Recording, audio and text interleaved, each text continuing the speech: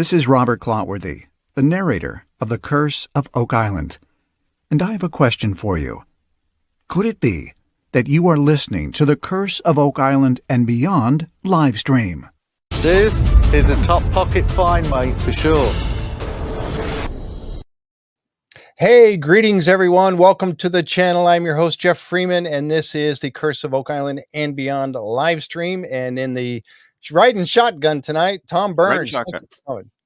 I'm here again. Yes, you are, and I'm glad you are. Oh, let me turn the volume up a little bit for you. Yeah, and I'm so glad that you are, folks. I am so excited for tonight's show. We have a very special treat for you, and it's an honor for me to be able to present what we are presenting tonight, and the person that we are hosting tonight. We're really looking forward to that. Before we get to that, I just want to say thank you so much to all the folks that are coming here tonight and joining us. We have quite a crowd already joining, and I wanted to say, hey, if you like the content of our videos, please give us a thumbs up and subscribe to the channel. It really helps us out a lot if you subscribe and you give a thumbs up. If you like the content, if you don't, well, you can give a thumbs down. But I think you're going to love this show tonight for sure. And if you click that notification bell, you'll get notified right away, supposed to anyway, through the way this works, that when we go live. So you'll know right away and you won't miss a thing. So we appreciate that again very, very much. And if you'd like to help support the show, we have our Patreon channels, patreon.com, and of course, jfree906 there as well. Tom, what do you think? Are you excited for our guest tonight? What these people are going to see Gretchen present tonight is going to blow their minds. I think it will. It really will. It has blown mine. And I tell you what, let's get right to it. And without further ado, ladies and gentlemen, please welcome my very good friend and co-host and author, researcher, and now documentary maker, Gretchen Cornwall. Thank you so much, Gretchen. Thank you. A pleasure to be here. Thank you, Jeff. Thank you, Tom. Great to have you with us. Yeah, as I was saying, I'm happy. This is fantastic. I do love this group. I'm here 100% of the time, and I've made friends here and have learned a great deal. Yep. And look forward to many, many more experiences within the group and the individuals that are drawn to this platform. So. Yeah, exactly. And I appreciate that very much. We, as you mentioned, friends, and that's one of the things that I've said before on the show, that this show has been able to enabled me to meet so many wonderful people like yourself, Tom Burns, and all the co-hosts that we've had on, the guests that we've had on. I am so blessed by the many people that I've been able to meet. And you are certainly one of them, Gretchen. And I tell you, loving to meet you in person and work with you in the field, in the woods, in the mosquito-infested, hot and muggy area. But it was so much fun. It was incredible, a true adventure. And I do want to say, speaking of friends, Jack Campbell has been a good friend of this group for a long, long time. And I want to say hello to him, thank you to him, and that we wish him all health and happiness and just heal swiftly and smoothly. Yeah, exactly. Okay, yeah. Jack? Yep. Jack has been a staple of this show. He was with me at the very beginning, and he will always be with me when he gets back. We really hope that he's in rehabilitation. He's doing better, and our hearts and our prayers are with Jack and his family. And we know for sure Jack is watching tonight as well. So big shout out, big shout out to you, Jack, and we want you back on here on this screen with us. Absolutely. Good. Yep. Yeah, we really do. And so, yeah, shout out to Jack. We really miss you, guy, and we hope you are healing up well and you're back with us very, very soon. But yeah, so, you and I have had this opportunity to work together. And like I said, it's been an absolute pleasure to know you and to work with you. And now, you have had, you've got a great thing to share with us tonight, I know. But before we dig into that, I mean, you have had quite a year. I don't know. You've been running around all over the country. I guess you're now back in the States, right? Yes, I'm here visiting family for a month, and that's why this is a different setting than what you're used to seeing. Mhm. But yes, I'm here for a month and then back to England. Yep. And I can't believe I've lived there a good 20 years now. So Yeah, it's a privilege to be able to be on such ancient ground. I know. It truly is, and to see some of these locations firsthand is a real gift. Oh, And jealous. I'm there jealous. are things that you learn just because you've been there, and it gives you a greater understanding of what's happened, Mhm. and that's priceless. You can't always get that in a book. No, I tell you, and that's something that I'm very excited about. Now, every time I see you going to a new place and you share the pictures with us in our group and on your own website, which is gretchencornwall.com, and I have that linked below, folks. It's I'm jealous because I get to see you go into all these places, and I just want to one of these days I'm going to jump on a plane and I'm going to fly over there, and you're going to take me around I and show will. me. I would be thrilled to host you in England. That would be marvelous. And Tom, I was going to say, you and Tom, you want to go? Yeah, yeah. We'll take. absolutely, We'll grab my your boat and Lady fly, Fair, take off. bring her. Just not those two gorgeous four-legged furry children that you have, but No, they're not going to be outside the yard. I don't think. No. Oh, well, yeah. Yep. Yeah. Oh, yeah. John said you were a globetrotter for sure. Yeah, you're all over the place and doing so many wonderful things. I know you've got so much going on. You're writing a book. You're finishing up your book right now, right? yes, yes, and I hope to have that finished Another one. for November, Okay. into November for December. Mhm. And yes, and that coincided with working on my current project, which is why I'm here this evening and sharing this information with you. Initially, this was going to be a book, but it's such a visual topic Mhm. that it really seemed to be best to do a film. And this is one of 3 or 4 episodes. Initially, we were going to have a 2-hour film, but I think it was best to break it up and put out the most important piece of information in a timely manner Mhm. so that I can go back to working on the book Right. and have that done in time. So it's difficult to do too many things at once and do them well. Yeah. So, Yep. Well, yeah. I can say from having seen this 30-minute clip now that any longer than that, people wouldn't be able to absorb it all. You made the right choice. Yeah. I thought so. It is information dense. There really isn't any repetition. And I have had this object since about December, and it is a lot to absorb. Mhm. And some of the concepts around my own study of it have taken a long time to assess Mhm. Okay. without giving anything away. Right, right. And so, yeah, we're good. And I wanted to mention too, you were talking about filmmaking, and you're also working with Luca Santoni, right? I am. Thank you for remembering that. Yes, information I on like that. Luca. He was on the show with you and I, and it was Yes, fascinating. What a fascinating man. Go ahead. I'm sorry. yes, he is, and there are links on my website to his project, and we filmed in early June. Uh, I had a dreadful case of flu Mm. on the day, and I was taking everything I could get my hands on to get through filming. But it's going to be beautiful. He has a very talented son who is a fantastic drone pilot. So they were able to get some wonderful footage of Scotland all the way up England on the eastern side, and then coming back down the western side, Mhm. and Italy as well. Wow. Wow. Uh, Saborga, he was in Saborga and Venice, and it's going to be fascinating to see his series come to fruition, and I'll be involved in the next few episodes. Oh, that's fantastic. and I really hope that he stays.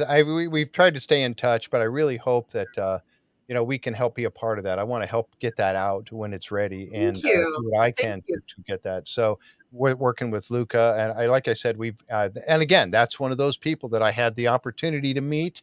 And I'm so thankful for it. What a wonderful man, and the work that he does, and his son doing the drone work. I mean, and you being on there at, it's going to be a blockbuster. I can just tell. I appreciate that he reached out to me, and he is a professional documentary filmmaker. Yep. That's what he has done for a living. But this is his heart project. This is what he loves.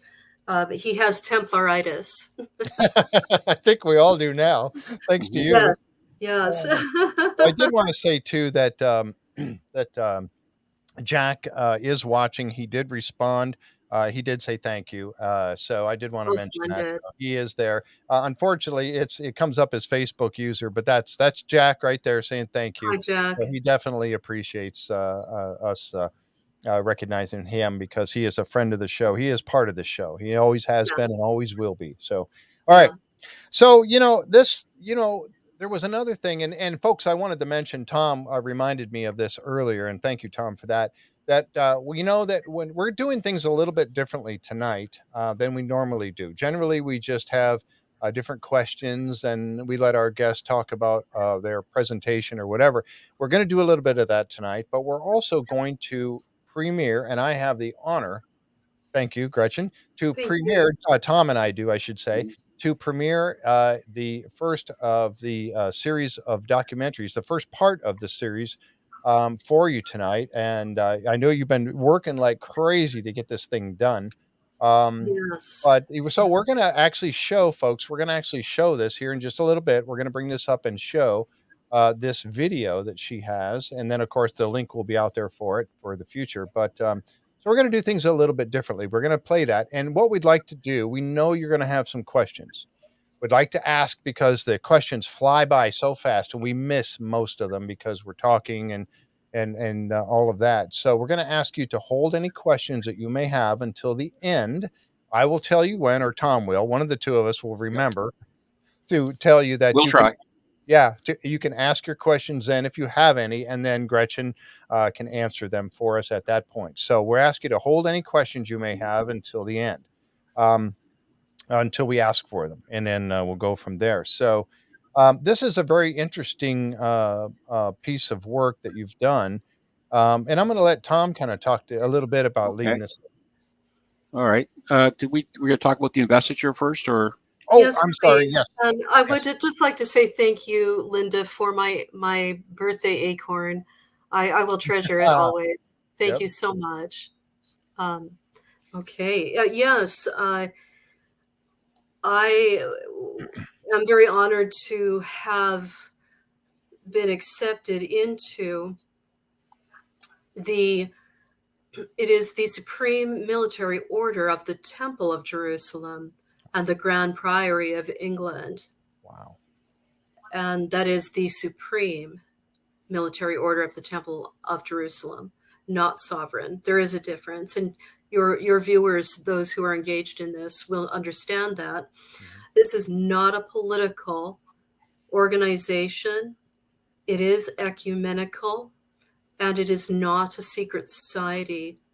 But I wanted to find a place where I could have fellowship with other individuals that cared about the name of the Templars going down into the future, going into the future, and being remembered in an organized and positive manner.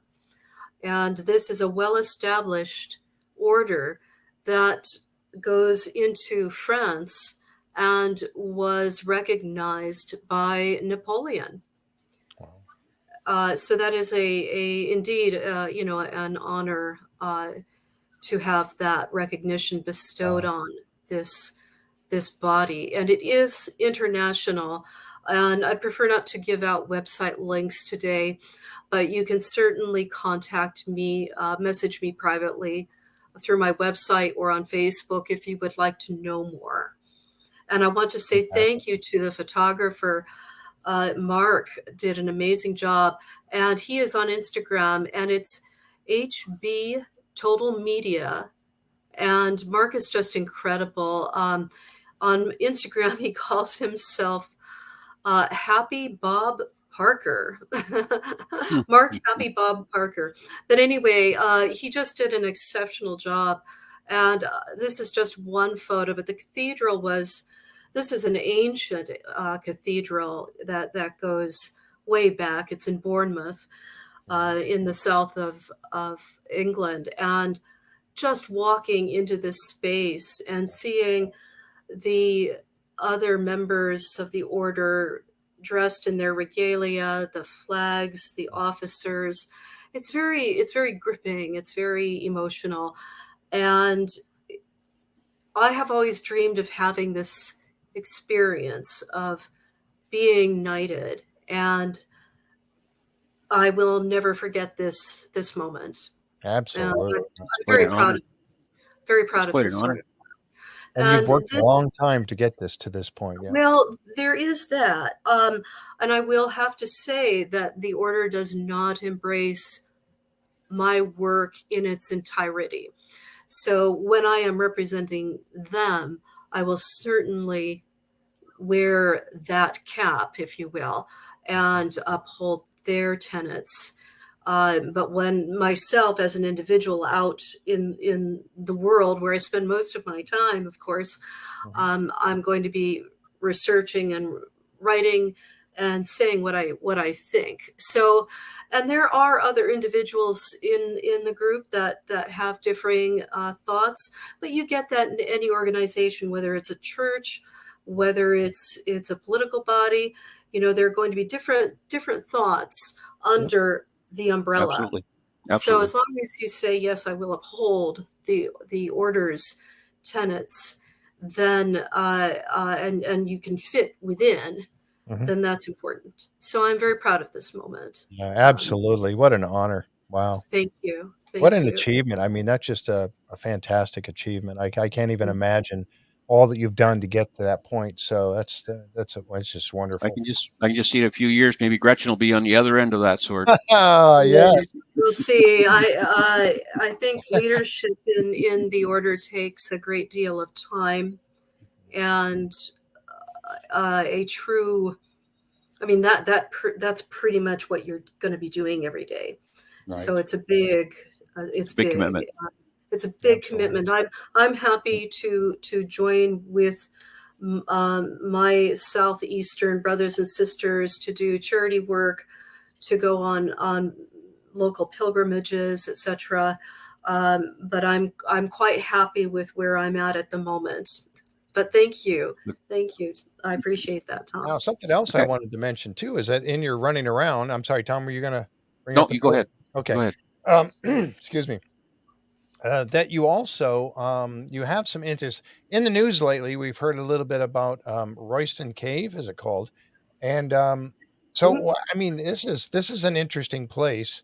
What do you know about this place? I know you have some research in there as well, right?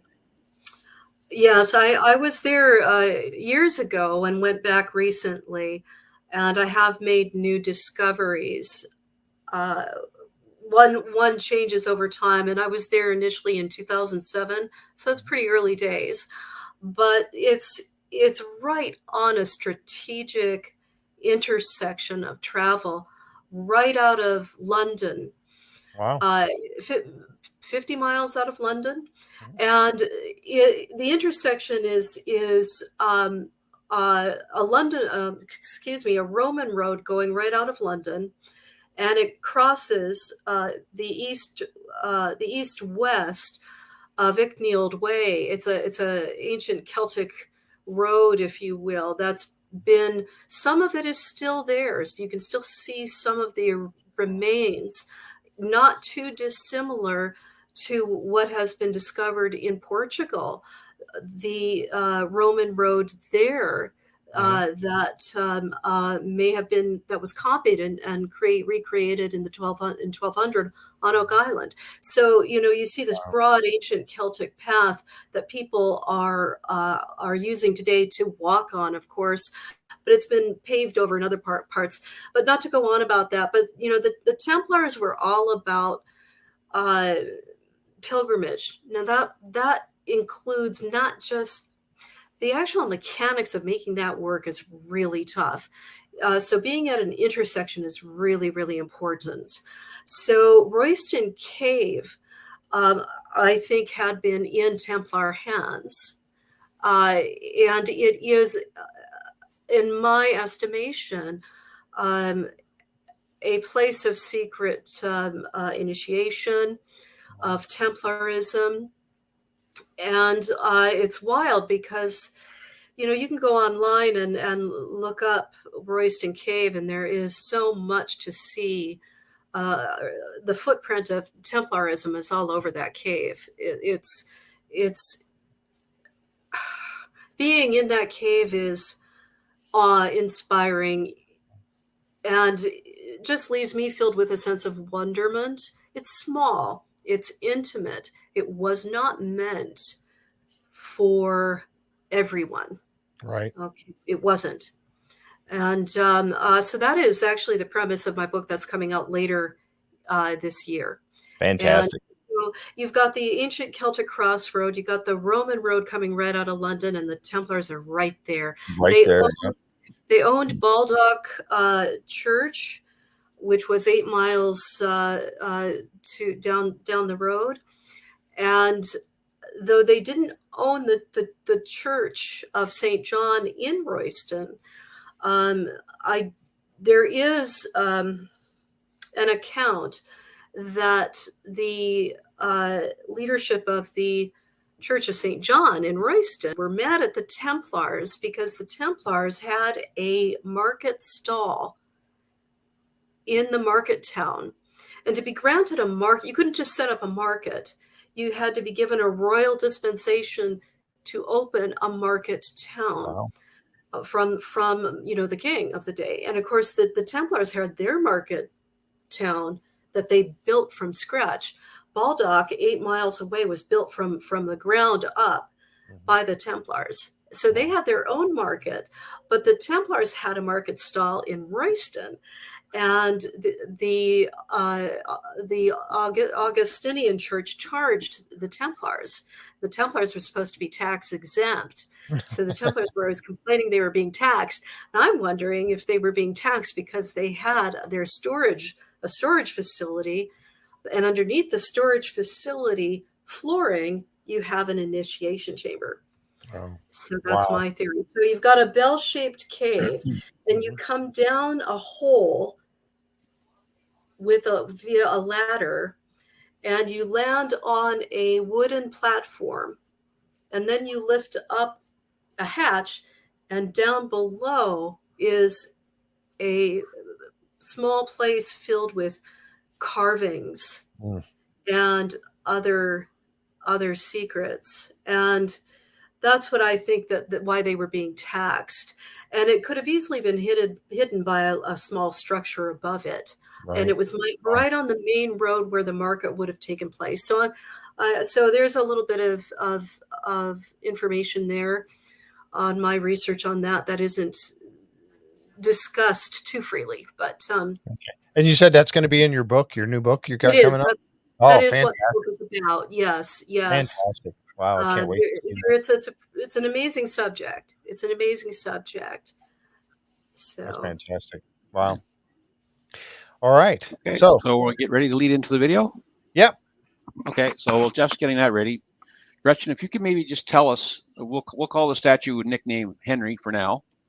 Okay. How you acquired the statue, and a little bit maybe about the lady Bonnie who contacted you, and how you two got in touch, and a little bit of background before we let it roll. Well, she contacted me quite some time ago, and initially sent me an email and asked if I would be interested in talking to her about this object. And I did look at the photographs, and at the time I thought, wow, I'm so busy, and I get a lot of people sending me stuff. I can't respond to it all. I certainly can't take up everyone's theories and projects because it's not physically possible for me to do so. And I did initially walk past this, but there was something back here that it just kept popping up. And I thought, okay, let's look. And so I contacted her and we started a dialogue. And it took a while to get to know each other. But I did find, I'm sorry, excuse me. I did find that there were some things with this object that could not be dismissed easily.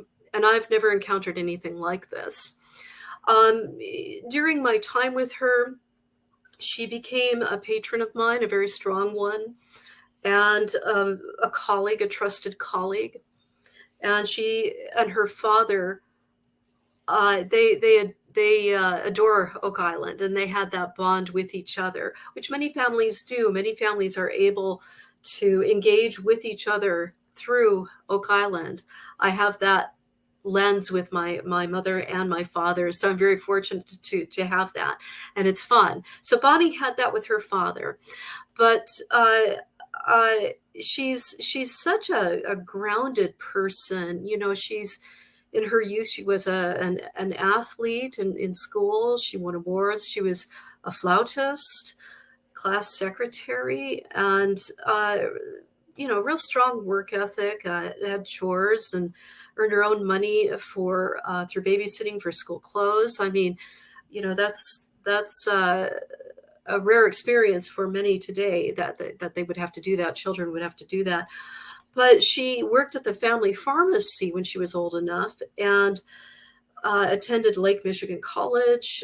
She went for 2 years, and then her grandparents became unwell. So she left college to look after them.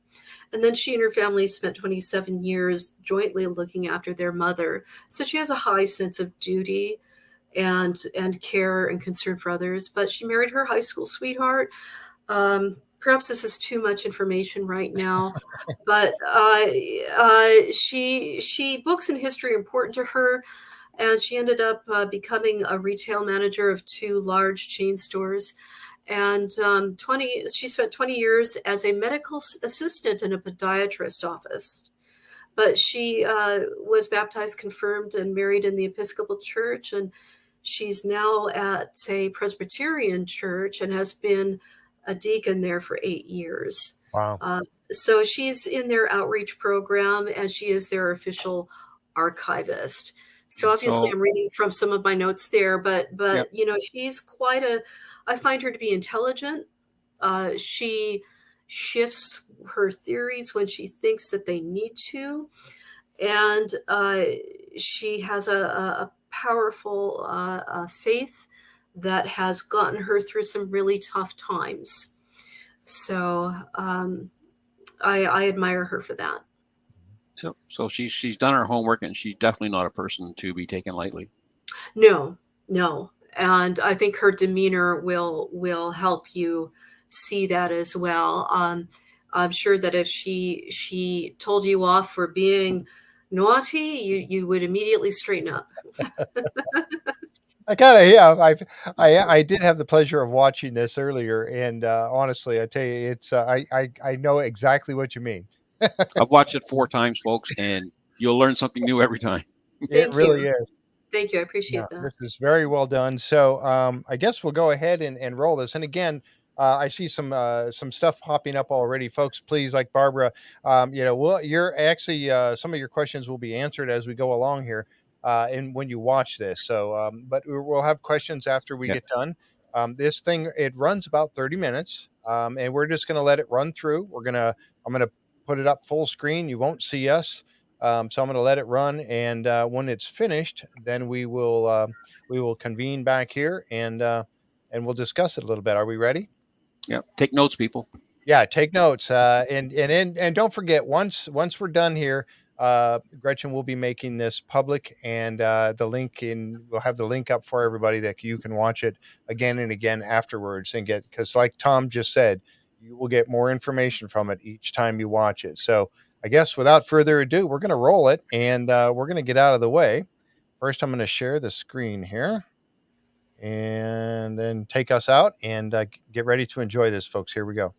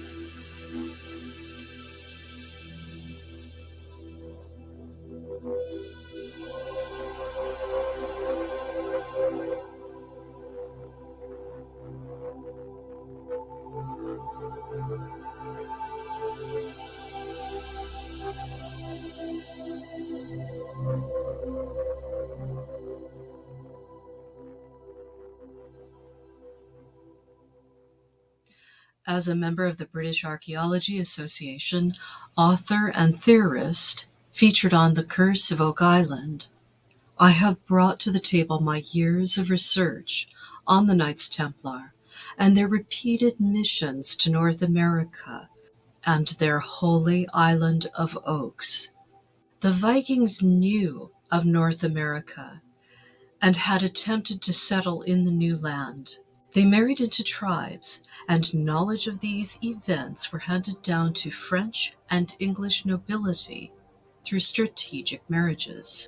Eventually, the Templars, being part of the nobility, would have inherited this information or were given it as a great secret to protect. It is a privilege to hold this unique piece of history in my hands.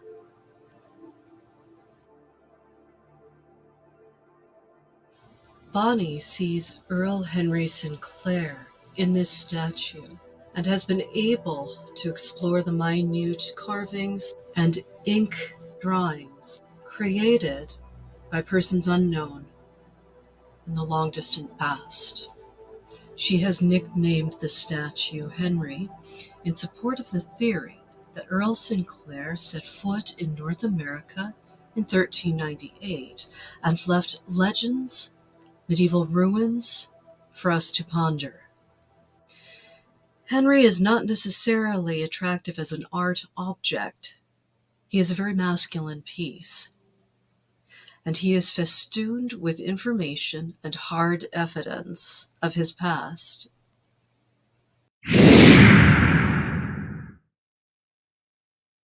Bonnie, hi, it's so good to see you.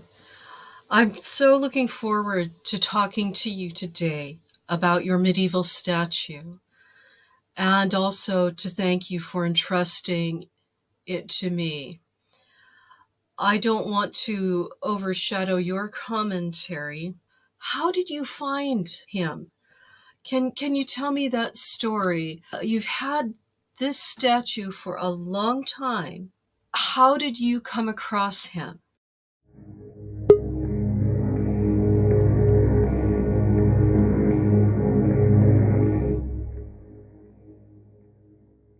About 7 years ago, I bought a Knights Templar artifact, and on that artifact is a map of Oak Island, which depicts an opening and a chamber that tells where the Knights Templar deposit some of their treasure. Now, I bought this artifact from a seller in France who lives in Adrian, France, and he bought it from an English dealer who happened to live in the Gers region of southwestern France, who bought it at an English flea market. Now, what attracted me to this artifact was not only its age, it's very old, But it was a Knights Templar, cross pate on the back, but he's sitting on a chest, and his chest is draped by his cloak, and it goes around, and the chest is sitting on hand-hewn oak logs, and he's sitting next to a sawed-out oak stump.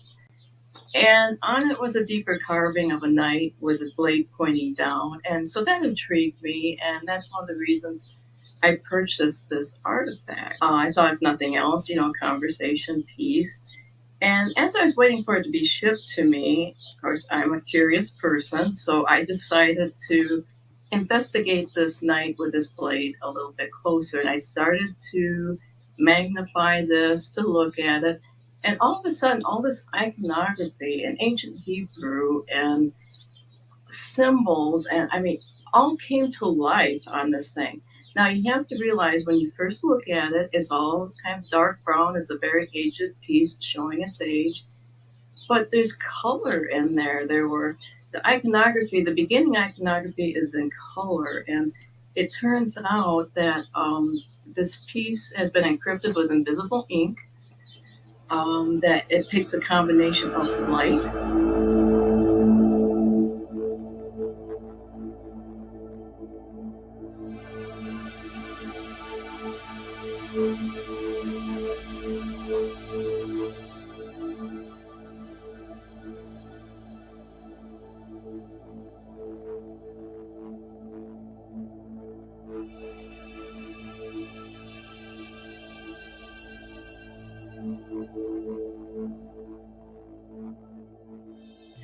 And magnification, and you can see all of these things.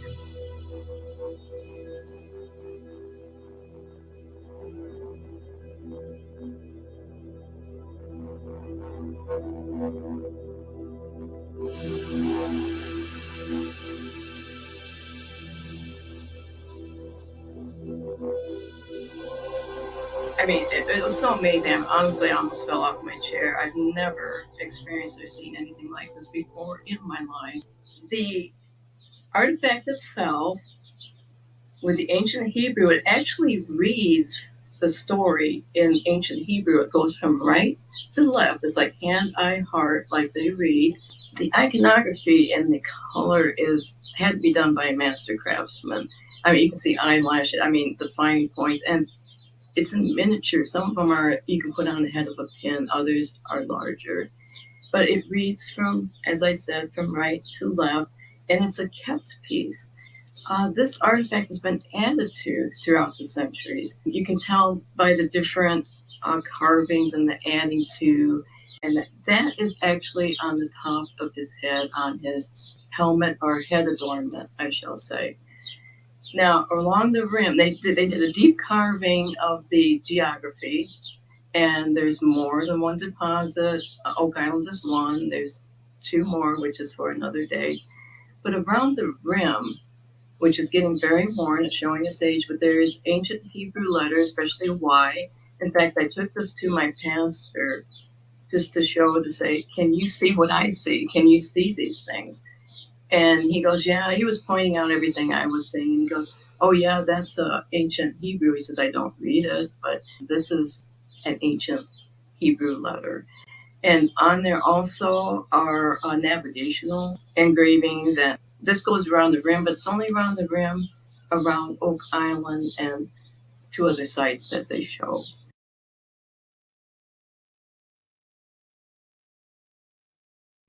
Now, the map itself shows Oak Island, but Oak Island has a triangle that I haven't heard talked about before, but it goes from the back, the front leg, and the other leg, and it goes up to the center of the island. And the tip of that triangle corresponds with Nolan's Cross, where the very end points directly to this opening.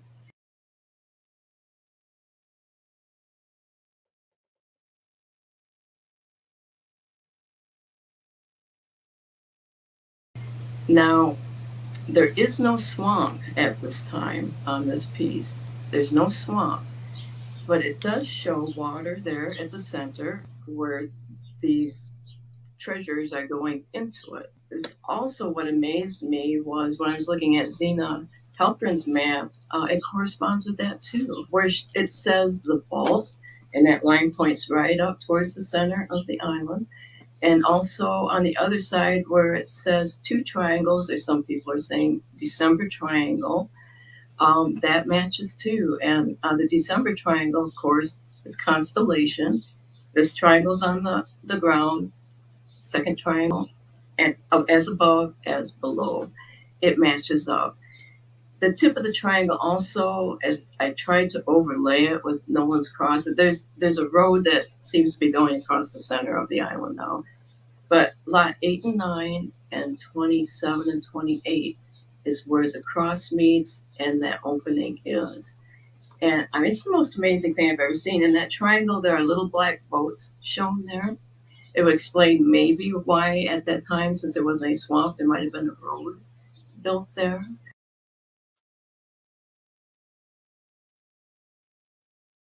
But I mean, all the dots seem to connect. Around the other side, it shows, they depict ships coming in on the other side of Oak Island. And they use a white background, and then they inked in like the black ships. And it shows some pathways, and it also shows other geographical areas. There's a Bear's Head that is in Green Oaks, and it shows other pathways and other areas that are for another time. And also on the map, I'd like to say that there's just a little bit of blue residue left. Now, whether they use that to fill in where that carving was, but there's just a little bit left. I mean, it's almost gone. It's just age is taking an effect on that. Now, I'd like to also talk about the body of the artifact. His face depicts a feather, for whatever reason, over his right eye.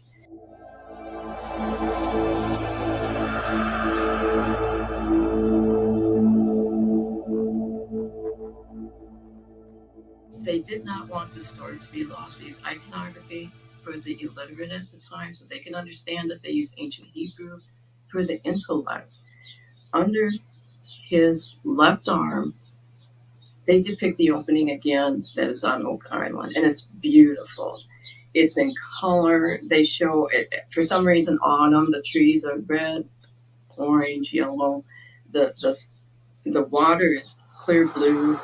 But what they show is almost like the Monopoly game where you see the canvas bags that are tied at the top. They show those with red crosses on them, and they are floating into this cave opening. And there's a man standing there with a staff. And above his head, there's a Hebrew letter, which I tried to research, and I am not a theorist, I'm not a researcher, but it looked to be the Hebrew symbol for stay put. These bags were going into that chamber. The other side started the story where there's a monk standing there. He has a scroll that is unfurled, and on that scroll is ancient Hebrew that's starting to tell the story. And there's where they got the ships, and then it goes around to the right side, which I like to call the holy side. On this holy side, they have on his hand, in color, Joseph of Arimathea, and they aren't saying Joseph of Arimathea is buried on Oak Island or anywhere else, but they're depicting him because it was important to understand the objects that were around him. In his right hand, he's holding the cup of the blood of Christ. In his left hand, he's holding a dove. There is a sword there. Then there's the menorah. Then there is the chalice of Christ's Last Supper, which has the insignia and the Hebrew letter of God on it. And there's other things in the background, and then for some reason, it's not on his head, but the next little tiny section, I don't know how it fits in, but there's an emerald crown made of gold, emeralds, and diamonds. That's there for whatever reason. The next little section on his arm shows King David. King David is not buried on Oak Island. They're depicting what is there. King David is holding scrolls. Behind him are vessels with many scrolls in them. I believe what they took is a Davidic line. I believe that is there. The next little section, which is important, is also a little controversial, but it's a silhouette of Jesus and he's overlooking a woman and a baby who are in color. I'm going to inject my personal feelings. I do not believe it's the Holy Spirit looking over his birth of Mary and himself. I believe it's Mary Magdalene and their child. Also, if you keep going, I want to talk a little bit. There's more. I mean, there's so much more, but I want to talk a little bit about the stump that's next to them. On the stump, there's a skull and crossbones, and out of that, there's other iconography, Hebrew letters and things. What struck me most is there's an angel there with his right hand out in a blessing, and underneath is a carved heart. In that heart is the Ark of the Covenant. You can see the cherub. They have it facing outward so you as looking in can understand what the object is. There's a holy figure, and I believe there is the coat of arms of the Sinclair crest. There's the beastie with the crown on. I believe Henry Sinclair has a big part in all of this. There's a lot of iconography, there's a lot of Sinclair iconography on this piece. I'd like to say on his chest, which, speaking of the Sinclairs, there is what I believe to be William Sinclair on a horse with a woman holding a cross, which I believe some people say is Queen Margaret. And that is there. On the bottom, there's a big age crack. It takes out a chunk. Possibly, says Rosalind, but I'm going to leave that for speculation and further investigation. So much to this piece. There's a spirituality connection. There's a Sinclair connection. There's the Trinity of the Islands. There's Oak Island. There's New Ross. There's Green Oaks. They're all connected. You can see his fingerprints all over there. In part of the map, there's a bear's head, which is in Green Oaks. That's another stomping ground of Henry Sinclair. It's also known for its gold-bearing areas and on. And we could talk another day about the Sinclair part of it. Now, what I wanted to say is when I first bought this artifact, I knew what I had after all of this came to be. Now, I could have gone to a big auction house and sold this piece and probably lived a very comfortable life. But sometimes there's things that are bigger than ourselves. But to me, the holy relics are priceless. And they need to go forward. And you do not go to all the trouble to hide the story, to encrypt it with invisible ink, and to also make it so illiterate and intellects can see the story. They did not want this to be lost. And just the privilege of being able to see something like this in my lifetime is a blessing I will always cherish. And I wanted to thank Gretchen Cornwall for giving me a voice and for her trust in me and to do this documentary and to bring this forward. This is the most amazing thing that I have ever encountered in my life. And I've said it before, there's a spirituality connection, there's a Sinclair connection, there's so much more. Every milliliter of this artifact has something on it. I confess that I am not a theorist, I am not a scientist, and I am not a symbologist.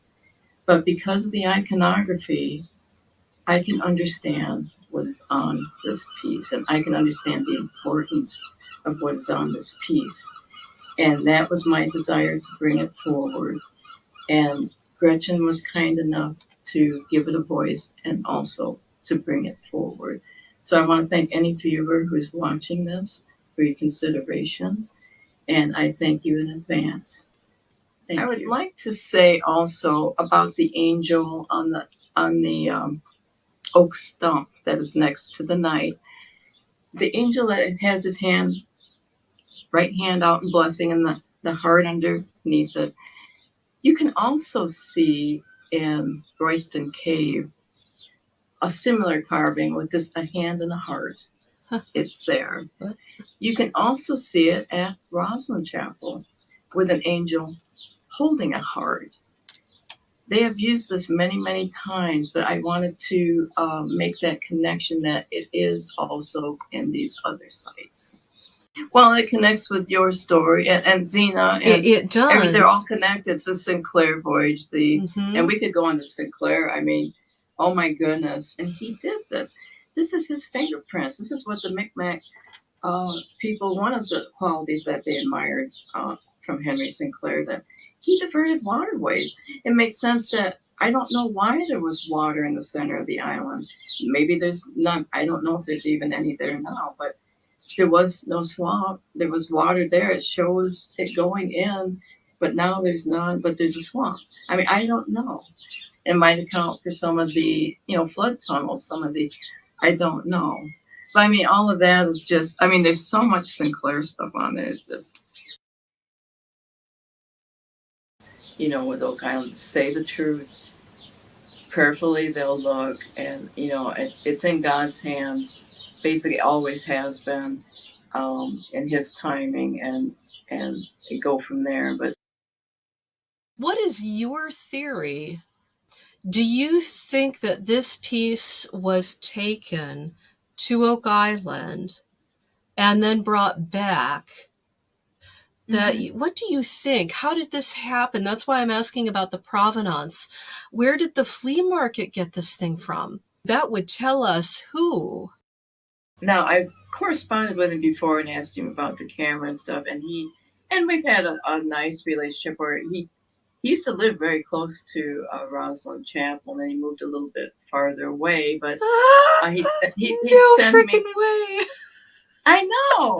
He did. He used to live close to Rosalind Chapel, but he used to send me, he would go on like vacations and would be in, he knew I liked these cathedrals. He'd show me pictures inside where they had, and maybe nativity set out and stuff. I mean, it was really nice, and he's a really nice guy. And his site was down like forever, and I thought maybe he didn't survive COVID, maybe, but I see it's back up, and I could try to contact him again. Now, I believe, you asked me my theory. I've always believed, I know it's made of red oak. It's very dense, it's very heavy, as you know, when you pick up the piece. It's a little guy, but he's got some heft to him. I believe somehow that the wood came from Oak Island. I don't really believe that that's a carving of Henry. And I don't think that the Knights Templar sat around had time to carve themselves. I believe whoever did it was doing the carving of the knight, trying to tell the story. And the Sinclairs are included in that story in the iconography. But I believe that because of the sawed-off oak stump, they took the detail to do the hand-hewn logs, just like they found in the beginning with, the logs, and then the chain that kept going down when the McGinnis boys were, discovering that, and the logs that they used underneath that Oak Island keeps bringing up. I believe that they took part of that somehow, wood from Oak Island in their travels back to England or Scotland, and this was carved and done. And somebody had to know an awful lot about the Sinclairs. Somebody had to know the Templars. Somebody had to know the story and to go to the trouble to have masters, encrypt it with ink, and to who in the world knew back then the alchemy I still don't even understand how you can do something so small and yet hide it where the visible naked eye cannot see it, and knew enough to use light. And like I told you the story about, I believe the African oaks are sacred to the Templars because of the cross of Jesus. We talked about that, the chenille and the little, insect that has the red dye, and it connects with the scriptures, and also with Africa, with the only two places you can find them are on oak tree and in Africa on cactus. And you have red and white, you have the Templar colors. It was sacred to them. So there's not a mistake why they used red oak in carving this knight. they used it on purpose. They could use they used that for a specific reason. And that's why I think it came from the island. And I believe they made many trips to the island. They knew about it. But I believe, just like you see in, oh gosh, Jerusalem and all these other Templar fortresses and stuff, tunnels. They just didn't make a little pit or a little cave. They made tunnels that ran for miles. I mean, the architect, they knew what they were doing. And I believe the tunnel systems run all through that island. It's just the opening is here. But my theory is that the wood came from the island. Then this intellectual class of people put this information on there.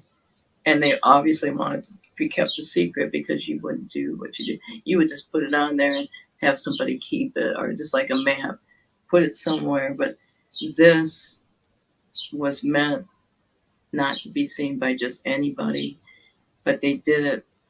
They doubled down on it for just in case the intellect weren't around it. Like someone like myself can understand the iconography. I can understand the iconography. I can understand some of the symbols enough to know how important it is and where it is. If I can know where it's at, by looking at all of this, they did their job well. There's a lot I left out. I mean, like I said, this thing is covered with so much, but I wanted to hit the highlights, and then if someone has questions later, that's great. You can delve into whatever somebody's asking or wanting. But I'm thinking also with you, this is such a special case. Honestly, Gretchen, I never really have. What I think what bothers me, the last thing that bothers me is I still don't know how they did it. And I understand why they did it, why they hid all of this stuff, because of the importance of the story and, keeping it secret. And I know everybody likes paper and stone carvings and stuff, but they did use art objects. And, but to use an art object, like paintings, and we talk about the Poussin, painting of the tomb, and they used a lot of things, but to encrypt it the way they did. And the thing that just amazed, every time I look at these photos, sometimes the detail and some of the minutest things, like I was telling you about this little fellow I found along the rim, it looked like a little dog or somebody's holding a string, and there's little letters on that. But I mean, that's minute, but you can see the detail in it. You can see it. But I have to magnify it like, I don't know, like 4 or 5 times. And then it's like, there it is. And he's showing the way. This group of people, this intellectual group, it had to be, because you can't do this. I can't figure it out. I'm sitting here in this century, and I can't figure out how you could even inch that small, how they had the knowledge to hide it. Where you look at Henry, he's brown, he's dark, he's aged, he's showing his age. He's not a pretty piece, to look at. I mean, I'm not putting him down, but as a decorative piece or something, I understand why nobody really picked up on him. He shows his age, and I never in my life thought I would see what I see, and the incredible artwork, why they did it in Hebrew and in iconography.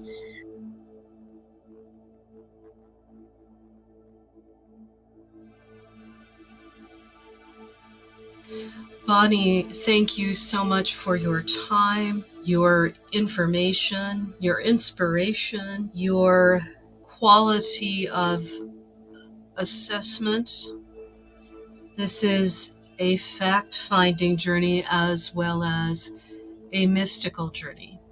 Thank you so much for your time and for entrusting this very important piece of history into my hands. Thank you.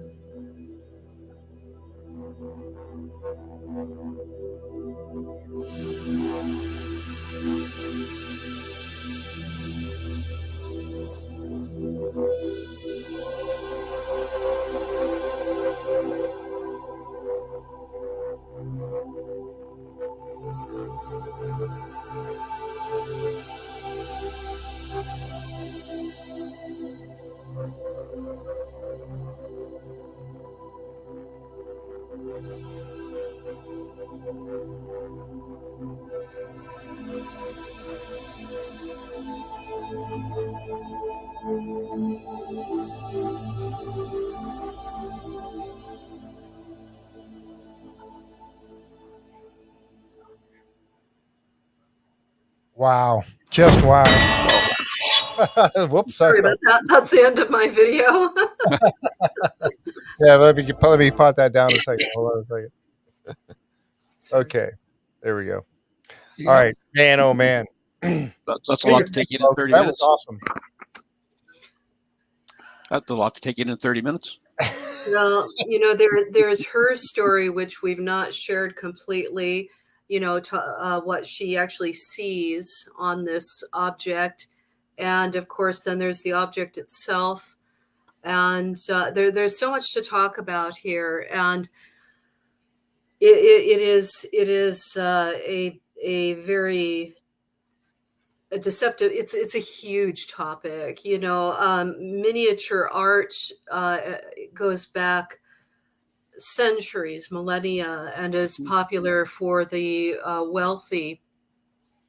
And you had to have a very skilled artist to do anything minutely. And I have included a few links that caught my attention if you'd like to look into this wonderful tiny world. But it is possible. And you can't actually see the letter Y when you're looking at the object. You have to look at the pictures. And I've run into this when you look at stone carvings.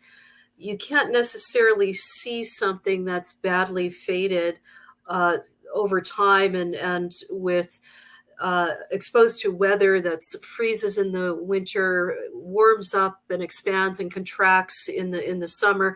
This constant thing going on will eventually destroy an object. But if you have the right lighting, which sometimes requires you to get into some lower light and macro photography, we would love to have it carbon dated, but that's an expensive task. We're happy to have assistance with that, with the right partner to do so. I've been confident in my assessment of the object's age because of what he is wearing. And if you look at him, if you're looking at him, he's old. Yeah, definitely. He is. Now, it would be fantastic to have him dated. For myself, when I look at him, he is not an object of high art. We're not talking about somebody that is skilled at creating intricately carved rood screens for churches. And he may have come out of a church. He may have come out of a manor house or a castle or even a guild hall. But I think this is somebody that was really gifted at something else, and carving a statue like this was second or third on his skill level. So he might have been a very, very good carpenter, but not quite as good as as carving a statue. Could it have been somebody that was trying to not draw attention to it by over carving it to begin with? Absolutely, because the Templar cross is on his back. Yep. And so if you've got that on a bookshelf, you're not going to see it. And also, it doesn't translate in the pictures of the film. But when you're looking at it, you can see, where it's been hand carved, but it was done at a later date because the aging of the brown, patina in those grooves is lighter than surrounding or on the, it's I think that he was modified after the fact and may have been, obviously, when you donate to your Lord, you donate to a church, often they will carve carve or paint or do something for you, depending on how much money you gave them, with your visage, So this was a real person at one point. And exactly who he was is an entirely different topic for another day. But he could have been a lord of a local church, gave them money, they carved him, and then when the church became defunct, out of the manor house, the guild hall, the church, he was taken out And then I think that was when he was modified. But when did that happen? Was that after 1307, somewhere during 1307? But what's interesting about this is he could have been modified after 1307, and he could be a post-Templar object of sympathy, and also a map in a statue. That's highly possible. There's some interesting things going on there, but having a good conversation about the brass tacks of his makeup is really interesting. And the Y, the Hebrew letter Y, may have been considered heresy at the time, and also the Templars were cursed men, as it were. We did not find out until in 2007 that Pope Clement had actually written a pardon for the Templars, but it never got published. So, for centuries they were whispered about, but I have never ever seen an object like this before. And Templars, Bonnie's very right. Templars didn't sit around carving visages of themselves. Right. You'll see that at Temple London, their headquarters in London, where you have effigies of knights, and some of them are not even like there's William Marshall, his son. There's the Earl Pembroke, but these are men that gave money to the order, but because they had a life outside of the order, you would see an actual visage of them, but not of those who were in the order, because they had to disavow anything to do with. They were incredibly austere. So that's why I think he was modified after the fact, because a Templar wouldn't have carved that Right on the back of his cloak. Wouldn't have. He wouldn't have done it. So it would have been perhaps carved by somebody hundreds of years even before the person that touched it that carved the message into it.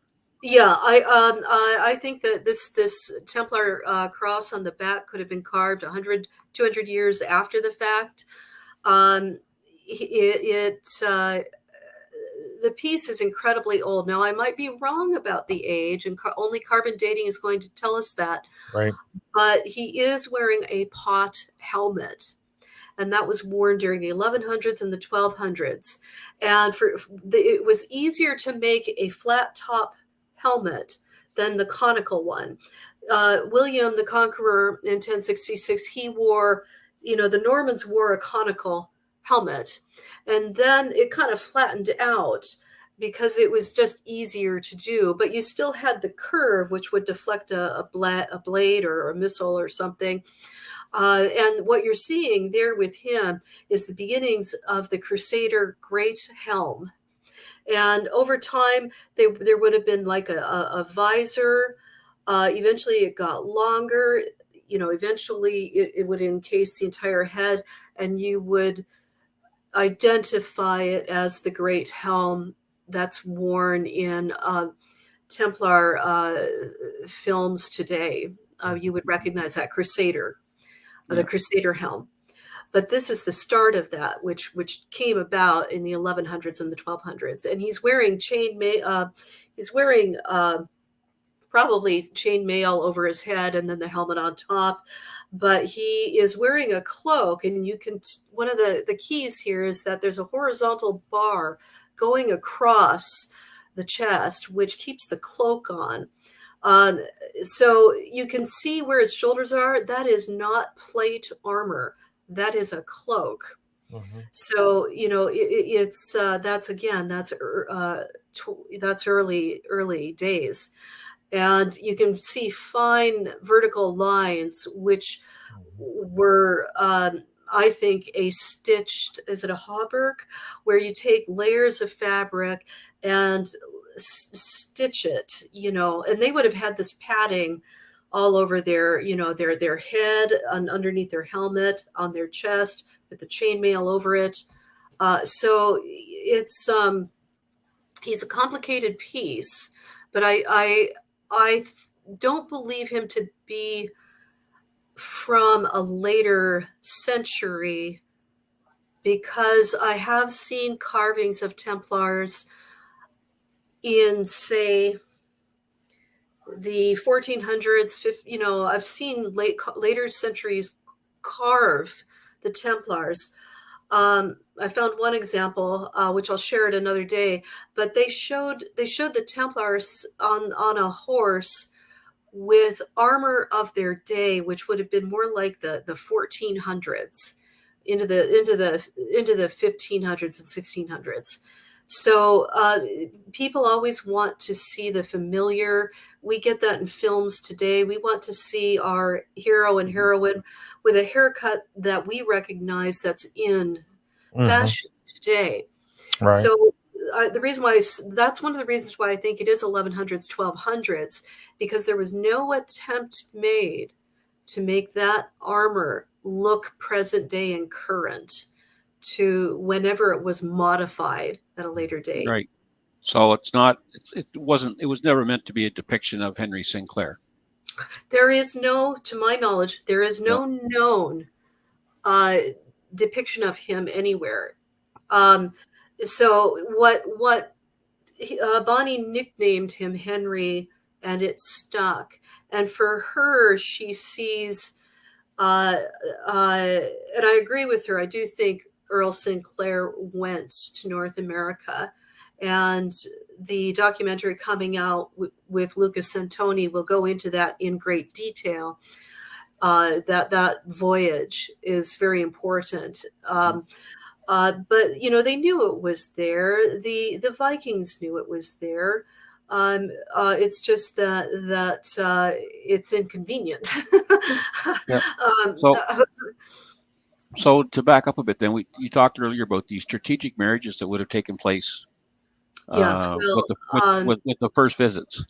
Okay, well, you if you go back to, and I'm probably going to get the date wrong, but Rollo, who was a great Viking war chief, the Vikings went through the River Seine all the way to Paris, which is an amazing feat. They weren't just on the coastlines; they were penetrating by rivers deep into the heart of France, which is why Chateau de la Rochefoucauld was built. And if you think how far that is inland, they got all the way to Angoulême. That's why that chateau was built. So you have a famous strategic marriage by the Viking war chief Rollo, who in 800 something, I'm sure somebody out there knows specifically, I can't remember offhand, but he marries the daughter of the king of Paris and becomes a duke, which is just one step away from being a prince. So he's raised, marries the queen's daughter, and all his navigation secrets, his ships, his men, all go into the French royal house. Now, they're not going to stop being who they are. Their skill set, their valuable weapons, trained men, their ships, their survival skill set, all of that flows into the crown of France. And he was brought in to repel other Vikings. And he was successful at it. And 2 centuries later, his descendant, William the Conqueror, took the English throne. So there you have that link between the English throne and the French throne. And that is something that's been very tricky to wade through when you're talking about the Templars, because the Templars were prominent in England. And that side of history can't be dismissed. And the activity at Royston Cave is important and central to that side of the Templar history. So forgive me, Tom, I walked off there on you. But that's one example of a strategic marriage. So you've got a powerful marriage into the as high up the food chain as you can get, the French king, so from there, of course, the Normans are going to marry into and become French, and the Vikings voluntarily became French because they knew it was better for their economy, for their ability to trade. They weren't just bloodthirsty, savages, but you get Rollo's men, and all these people are going to marry and interact, and you've got a whole new royal family with. And this is how the information gets passed. Yeah, it's Along, passed through. Yep. And real quickly, there was a sunken Elizabethan warship off the coast of France that was discovered, or at least made known to us in 2006. In the navigation box, there was a piece of optical calcite. You can only get that in Norway or in Iceland. Optical calcite is the Viking sunstone, so that you can see the sun on a cloudy day. That's Viking. So what was an Elizabethan warship doing with that? Exactly. So we noticed, we heard about a lot of different things, and what we can draw as inferences or references to things that we've heard about Oak Island. When we think of things like the feather over the right eye, right? Yes. When I first heard of that, I thought of Micmac. That and the Overton Stone. And the Overton Stone, exactly. Right. Yeah, and I agree, Tom. The Micmac, that absolutely is correct. It's I do think that the early Templar explorers were not so great in number that they were obstructive and damaging to the tribes there. I think that they did intermarry. We found that to be true with the lost colony of Roanoke. We found that to be the case. Forgive me, I could do this all night, but I know that not everybody has the time. But the National Geographic did a DNA study on survivors, descendants of the tribe, was it Croatoan, and the known English descendants who had gone on that Elizabethan voyage, the first Elizabethan colony to the New World, and the remaining colony did integrate into the tribe. So we know that took place, and would have been no different, during the time of the 1100s, the 1200s, when the Templars were building that pathway on. Thank you. That's it. Optical calcite. They would have incised that with lines for surveying, a leveling tool, if you will. Yep. So it's one of the items that they would have had in their one of their navigation secrets. In fact, academics thought that was actually some kind of a mystical religious article, because it was imbued with such mystery and hallowed and lifted up as this amazing object that the academic world thought that it was some kind of a religious icon in another otherworldly world, but it was real. Yep. Sorry about that. I brought that up when you were on another thought there, and I didn't mean to interrupt you. What was I saying? I can't remember. Something about the pathway in 1200. Mm-hmm. So you've got Templars there, and it's built upon the model of the Roman road in Portugal, as was seen in the end of season 9 of Oak Island. It was just phenomenal. It was so exciting. So there would have been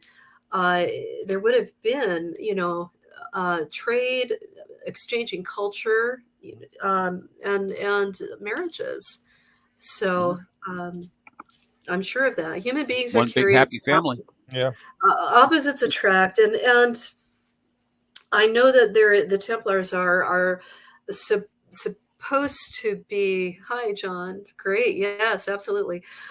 Celibate, but you don't have to be a celibate man on a horse to join the order.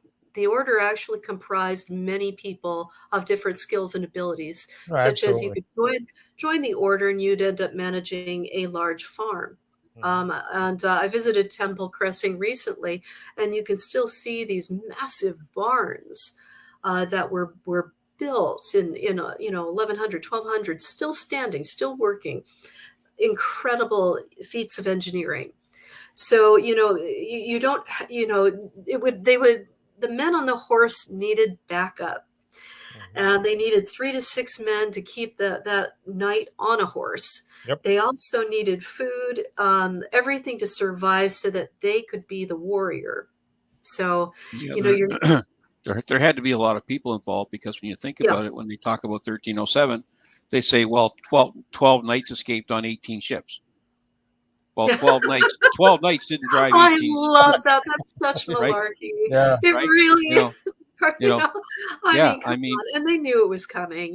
That's why they were 12 ships is a lot. 12 ships hold a lot of people. Yeah. and a lot of different treasure or whatever else they might have. Treasure, craftsmen, documents. Ships have to be manned, and they would have taken their now in I don't know why naysayers like to diss this piece of information, which is during the trial, young 21-year-old knight was being interrogated, questioned, and he said, and it's literal, because they were told, you tell the truth, and to be exact, and he says in the testimony, at La Rochelle there are 18 Templar ships owned by the Templars. They didn't steal them, they didn't rent them, they didn't borrow them, they owned them, which meant they could go where they wanted to. So it always blows me away when that's dismissed without a pause. It's, for me, there's just too much evidence stacking up. And every time we think things have gone quiet, something else comes up. Like Bonnie's statue, she had this thing for 7 years. And she sent it to me because she wanted to make sure that it would be protected, looked after, and I will certainly do that to the best of my ability. Oh, and the thing about finding this thing, I noticed that some of the folks in the chat here were mentioning, about the travel of this particular piece, where it went and it's all of its way. And that's the amazing part of it. How many times have we gone by, and I'm not over in England or whatever, but how many times have we gone by and seen just something like this just happen to be in a yard sale or a flea market or something like that? And you walk by it going, oh, that's kind of cool. Yeah. But you never realized it's a piece of history. He's complicated, and he is a piece of history. I've never seen anything like this before. Well, when you take the different references to the different things that we associate with Oak Island, canvas bags, lead seals, autumn colors, oak trees, hand-hewn lumber. I mean, I made a list. The list just goes on and on and on of the things that so to my way of thinking, if only half of those things marry up, then there's there's certainly credence to this whole story. Absolutely. And I wanted to put this out, and it bears further investigation, and I certainly hope to give it the attention it's due. Even as a standalone object, forgetting Oak Island, this thing is unique.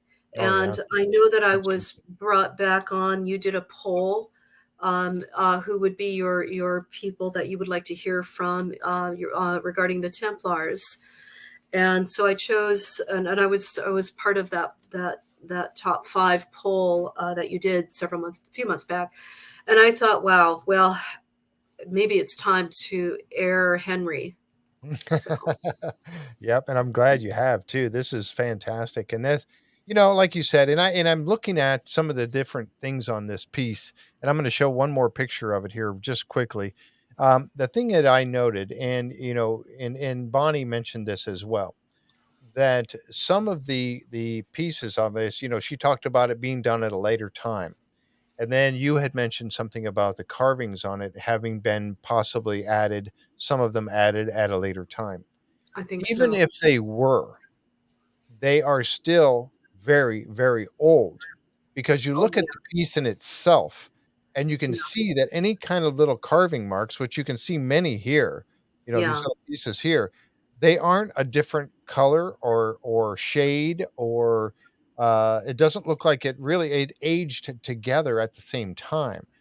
Great. And So that's you're looking at there. And um, I mean, just the fact that there they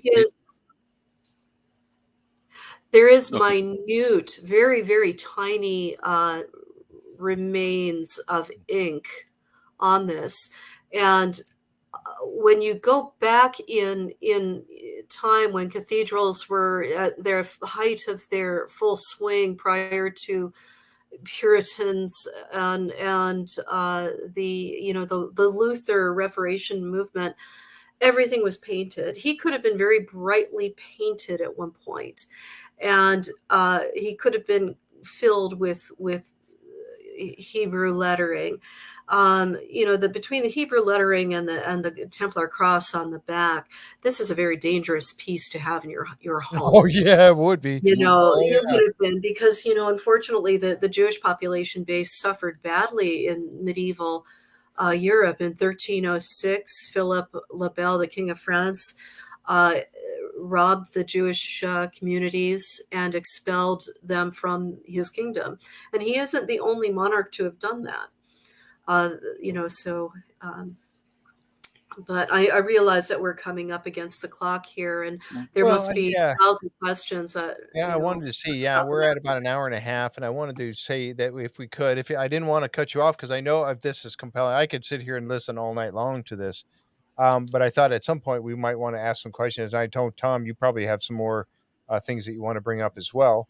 Um, so let's ask. If anybody has any questions, go ahead at this point. I know some went by already, and I think Barbara, I think we answered your question. You were talking about the fact, or asking about the fact, that had the Templars made several trips over to North America, and I think that was definitely brought out Absolutely.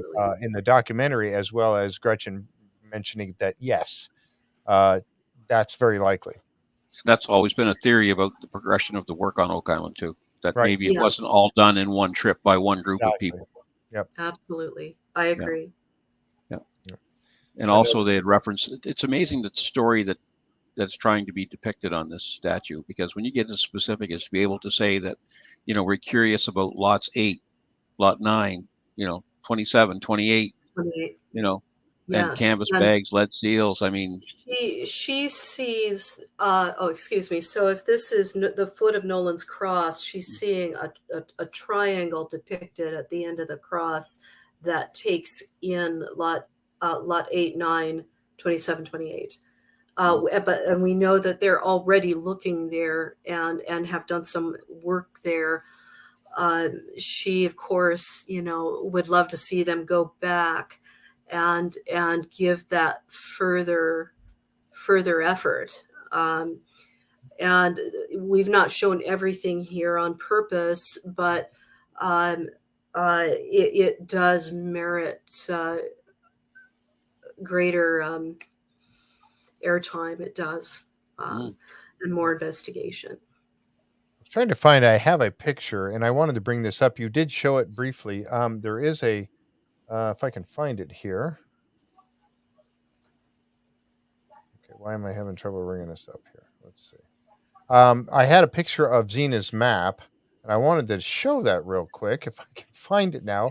Well, I Uh, flashed it very briefly. I apologize for yeah, you that. did, and Um, but it's I very should have. interesting because he was talking about the winter triangle, or the winter. I think that's what it's called, Yeah, the she December she triangle. was, and it makes sense that we're so used to light noise at night, But if you're out there in the wilds, there will be no light at night.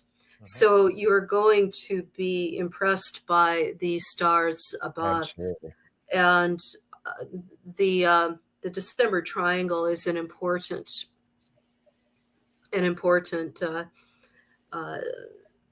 star configuration, and triangles are so important to the Templars. Obviously, we've got the triangle swamp that she believes came later, and she doesn't see the swamp on Henry, which is interesting. So, and that would bear out with the stone pathway as well. Obviously, that predates the swamp. So, yeah, that's what I wanted to bring up there. And they talking about the ascended, with the as above as below, but also, and John Edwards brings this up all the time. The sacred feminine, the sacred masculine. Is that what I'm trying to think of there with the triangles? You're going there. Yeah. The beginnings of this is male, and of course the opposite is female. You put them together, you get the Star of David, and then you get into the realm of alchemy symbols, right? Which a certain branch of the Templars would have been very well versed in. The triangle features quite heavily in of course you see some of that imagery on the 90-foot stone. I think there are triangles on that as well, but it's quite a powerful image.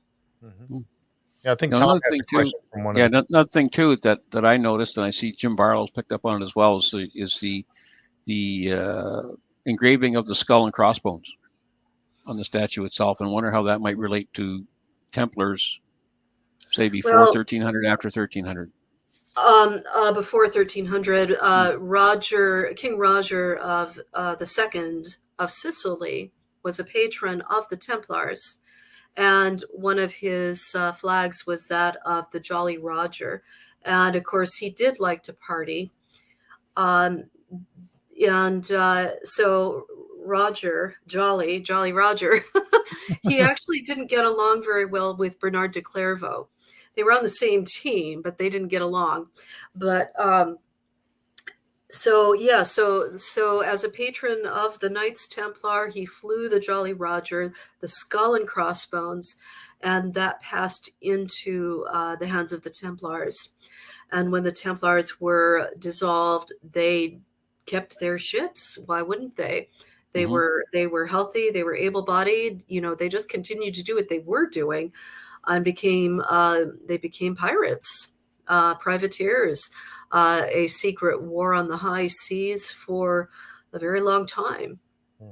So and I know that John has mentioned that before too. John Edwards talking about the fact that they had no love for the Catholic Church at that time.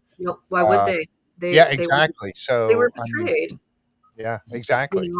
And it's an unfortunate situation. I mean, the King of France pretty much installed that Pope Clement, and he took the Vatican to France, and those were called the exile years.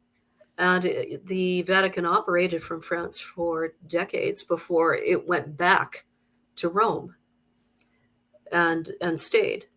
So, but it's so we know from the sculpture now that there was no swamp, that maybe the swamp was man-made after all, because they had marked it as not being a swamp, and potentially that's why the road was there. Absolutely. I think I believe firmly that the swamp is man-made and is of a later origin. The amount of wood coming out of that area that points to later centuries, 1600s, a Spanish galleon, it's just too strong. And the use of the smaller ships let's call them dories, on one side of the island as opposed to the ships on the other side, which we know today from myself being on Tony's tour, that the water is more conducive on one side of the island to a bigger ship than it is on the other. Yes, that's so important to note, which was probably why Oak Island was chosen, because of that deep water on the one side. Absolutely. Yeah, here's a question that was brought up. Renee asked, did the carvings added at a different time interfere with the ink story on Henry? Oh, that's a good question. I don't feel confident in answering that. I think high-level photography needs to be done that I am not capable of producing with my technology available to myself. I think Bonnie did an amazing amount of work with what she had. But it's possible. Yes. I think what's happened over time is that the paint has obviously come off. The ink has faded. It's been dropped. It's been bashed around. We're probably Handled. lucky, handled. And every time you handle wood like that, it's going to pick up the oils in your hands, and it's under a museum quality, very expensive dome at home, except for when I want to bring him out. And that's what Jan was just asking that question. You know what should be done, and this is going to take, again, funding, is he needs basically a box that is climate controlled, and you're talking serious money there, So, but he does have some deep cracks. He is fading, and he's been chipped and dropped and goodness knows what. He's probably lucky he wasn't used as firewood. Yeah, exactly. No, he's not been carbon dated. 700. That's a good one. Not been carbon dated yet. We're hoping to get some assistance with that. But my assessment was based on what he was wearing and why he would have been depicted that way versus armor that was current. So say, 300 years, or 1500 or 1400, he would have been wearing very different armor, and wearing, wearing the same cross. Fine. You see a lot of St. George. St. George is a great post-Templar icon, because many countries in Europe adopted St. George because it's a red cross on a white field. He's riding a white horse and he slays the dragon. I was going to say, isn't that the guy slaying the dragon? Yeah, he also gets married. He saves a princess from being eaten by the dragon, and then he marries her afterwards.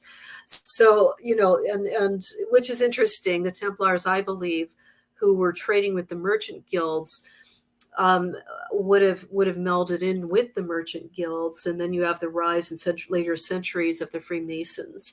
But the merchant guilds hierarchy, going back to the medieval era, is very similar to a military order. They even called their head of their particular guild, say carpentry or silk or masons. There would have been a grand master of that guild. Yep. And it was, it really was highly, highly protected. The guilds were. Forgive me, I'm going on another. No, you're fine. That's side rant. So if we can draw a correlation between the intermarriages of the explorers in the early times with the indigenous people. We can look at the feather on the statue. We can look at the feather on the Overton stone. We can look at the Mi'kmaq relationship. What are your thoughts as far as someone like Henry Sinclair being Glooskap? I think that that's highly probable. And I wish I could remember his name off the top of my head, but he has been interviewed by Ancient Aliens, actually. They did a special on Glooskap. But he is Mi'kmaq from that tribe, and he's also an academic. He's a professor, and he himself thinks Henry Sinclair is Glooskap. Now, you talk to other tribe members, First Nation members, and they will vehemently deny that. Now, it's possible that Henry Sinclair got merged with the older version of Glooskap. Religions morph over time; they don't stand still. And pick any religion, and you can see the beginning, the middle. You can see all these changes. So anyway, yes, I do think that that's possible, because he had the power of the sail, and we know that the indigenous people who were civilized and cultured in their own right, they were using oars at that time. Mm-hmm. So anyway, yeah, forgive me, there are a lot of reasons why I think that Glooskap impacted the culture he encountered. And to save their bloodline, if you will, to save the it's human nature, isn't it? You have this sacred location, you've buried sacred objects in with great difficulty. You're trying to start a civilization. You're going to have to talk to the people that already live there. Yeah, oh, absolutely. I'm sure that some of them are very beautiful, very handsome, and those individuals who weren't celibate or chose not to continue to be celibate would have had families. Mm-hmm. And I found, you can look through history and you'll find people meeting each other. China is an interesting one. There's they found a Celtic graveyard in China. So this group of Celts, and I can't remember what year it was, walked all the way from Europe and to Eastern China. And there's a population base there where these people who are Chinese people, they've got red hair. And they actually found a graveyard there of Europeans who had settled there. And their gift to that corner of the world is red hair. Wow, that's fantastic. That is fantastic.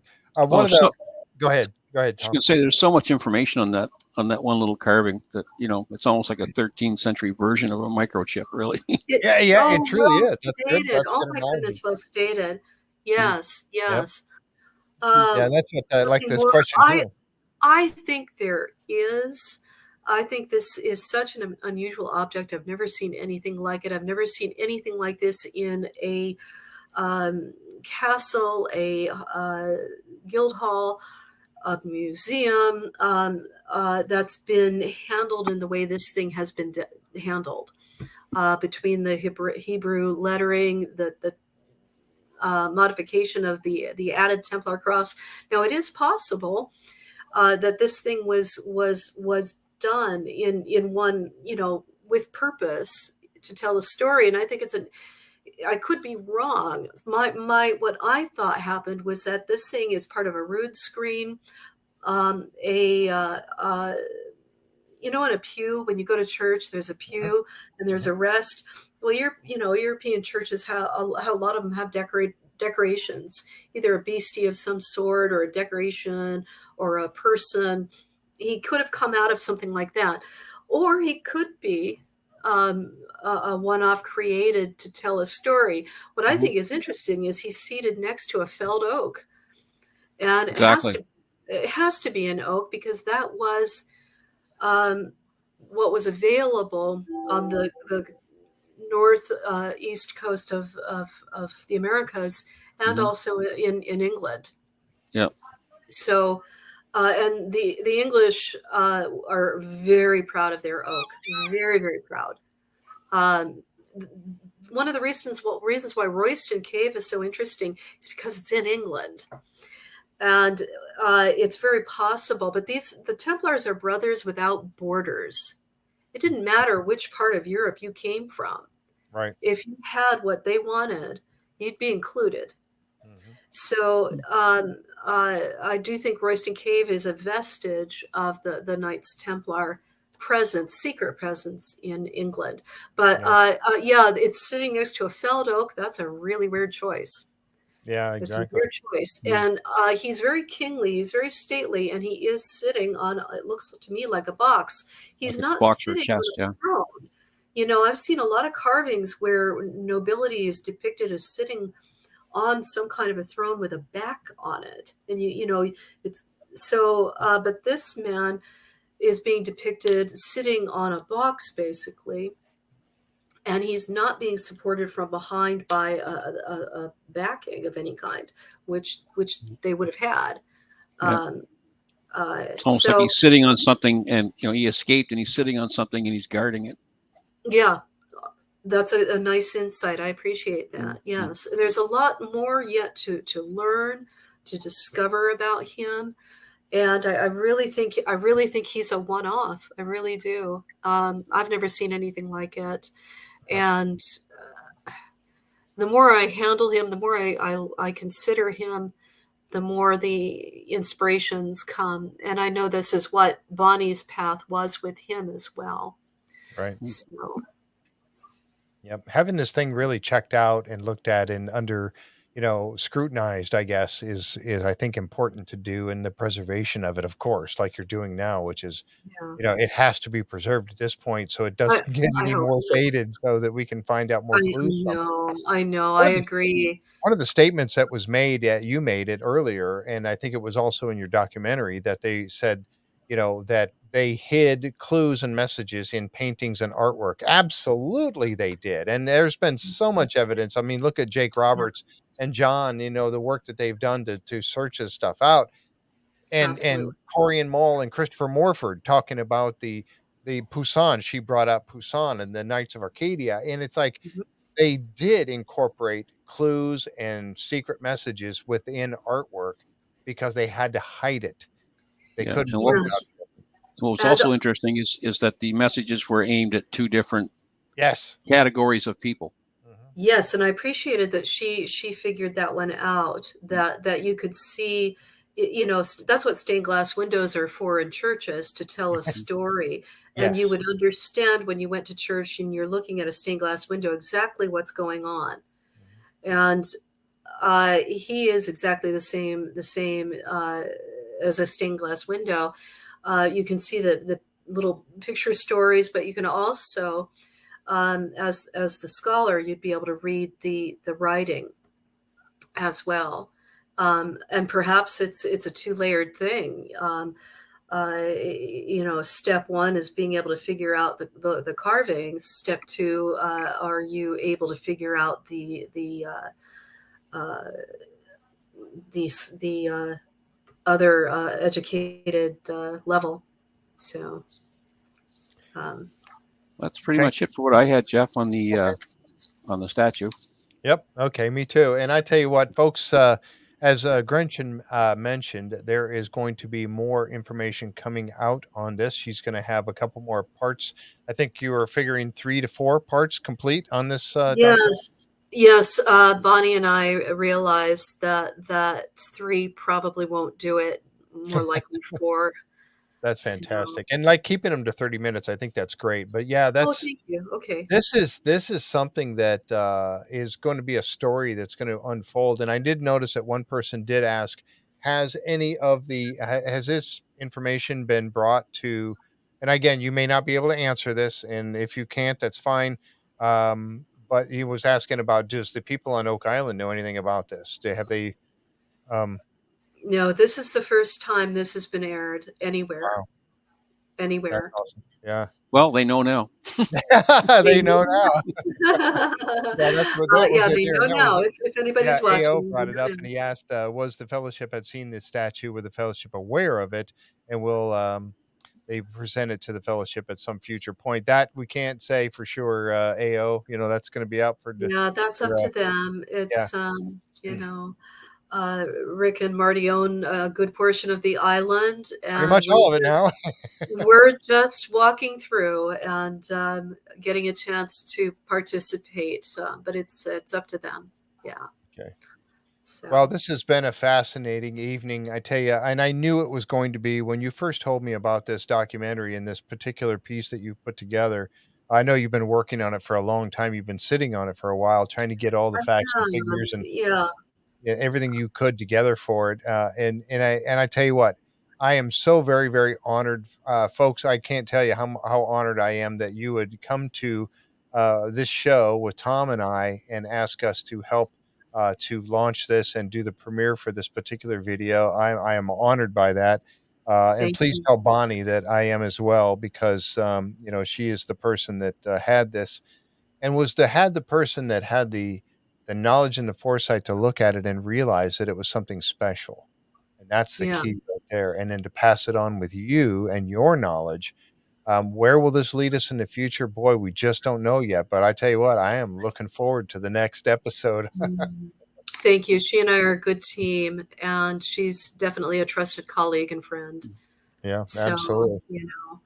But to have had this for 7 years and dwell on it in great detail and she has put this in front of others. She actually has put this in front of a few other experts. One expert, I don't know if I can reveal this person's name, did say that it was quite old. It was in the era that I myself placed it. Yeah, good. So, That's great. Yeah, we can't wait to see that too, because that adds credence to its validity. I mean, it does. Yes.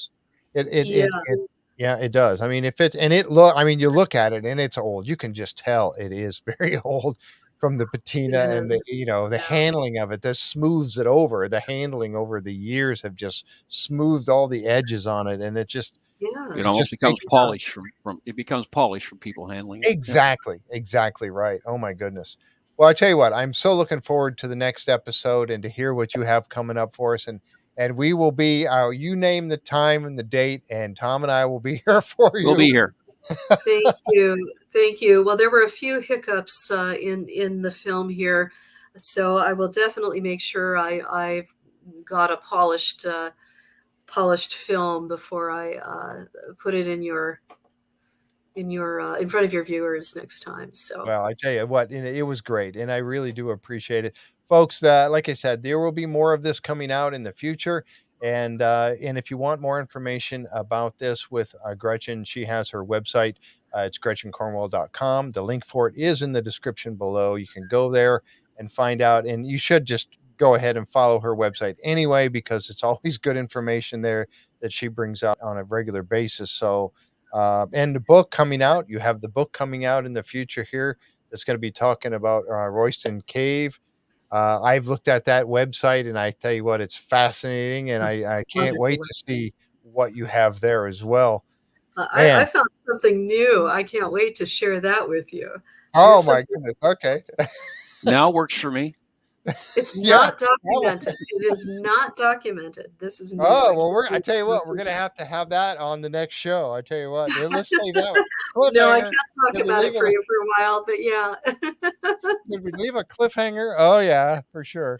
I tell you what. Well, thank you very much, Gretchen. This has been an honor for me, and I know, Tom, you feel the same way. You. Thank you very much. And thank you for riding shotgun, I Tom. appreciate your time. Thank you. Yep. And like I said, folks, if you've enjoyed tonight's show, please give us a thumbs up and subscribe to the channel. And like I said, make sure you go out there and check out GretchenCornwall.com and find out more information. And we are going to be here. Make sure you get her book too, right? And her books, yes, yes. Thank you, Tom. Yep. Thank you. Sangreal, yep. And I have the other one. I don't have that one, but I do have the other one. Actually, I'm in a temporary studio here, so I don't have it with me.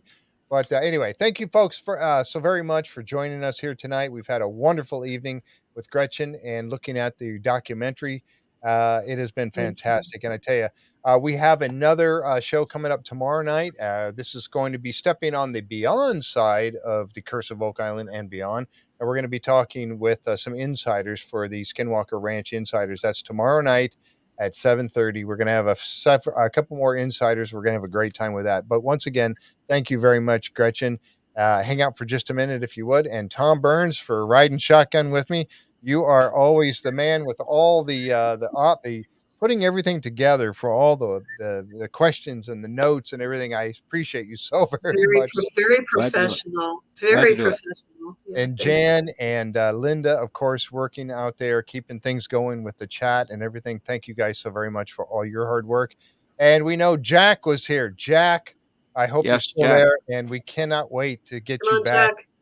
get you back. So yeah, keep up the faith with that, and we will keep you in our prayers going forward. Thank you so much, folks. You have a great rest of your week, and hopefully we'll see you right here tomorrow night for the Beyond side of the Curse of Oak Island and Beyond live stream. So good night, everyone. Have a great rest of your week. Night. Good night.